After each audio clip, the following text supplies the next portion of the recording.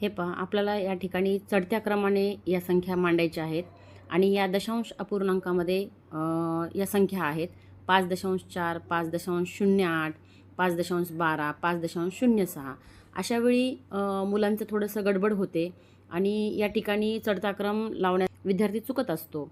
तर या ठिकाणी पहा कसं असतं की 0.000 म्हणजे दशांशानंतर हे 3 अंक असतात, जे इकडचे मिलीग्रॅम असतात आणि हा ग्रॅमचा असतो आणि हा किलोचा असतो.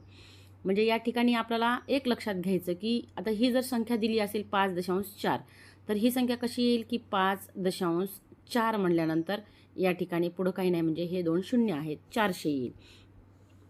त्यानंतर 5.08, आता या ठिकाणी 5.08 म्हणजे या ठिकाणी 0 आणि हे 8 म्हणजेच 80 येणार.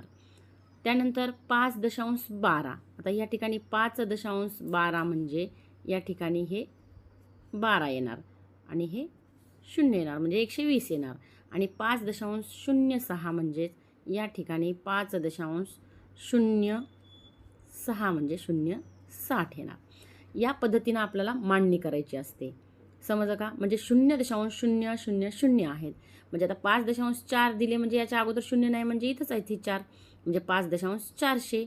आणि 5.08 म्हणजे 5.08 म्हणजे 80. 5.12 म्हणजे 5.12 म्हणजे 120 आणि 5.06 म्हणजे 5.06 म्हणजे पुढं 0 म्हणजे 60. अशा पद्धतीनं आपण ह्या संख्या अचूक पद्धतीनं लिहायला पहिले शिकायचं, म्हणजे आपल्याला या ठिकाणी आपल्याला चढता क्रम लावता येतो. तर या ठिकाणी सर्वात लहान कोणती आहे, तर 5.07. म्हणून आपल्याला चढता क्रम लावण्यासाठी 5.060. त्यानंतर काय येईल आपल्याला 5.080, 5.080 आणि त्यानंतर काय येणार आहे 5.120, 5.120 आणि त्यानंतर येईल 5.400 आणि यानंतर येईल 5.400. तर हा झाला चढत्या क्रमाने आपण या संख्या मांडलेल्या आहेत. तसं याची एक ट्रिक्स अशी समजून घ्यायची की 0.00 म्हणजे दशांशानंतर 3 अंक असतात, म्हणून आपण या ठिकाणी अशा पद्धतीचे हे अंक मांडून घ्यायचे. आणि 0.8 म्हणजे पहिल्या ठिकाणी 0 आणि हे 8 या ठिकाणी येणार म्हणजे 80 होणार. आणि हे 1-2 म्हणजे या ठिकाणी 1 आणि 2 झाले, पुढं 0 आहे.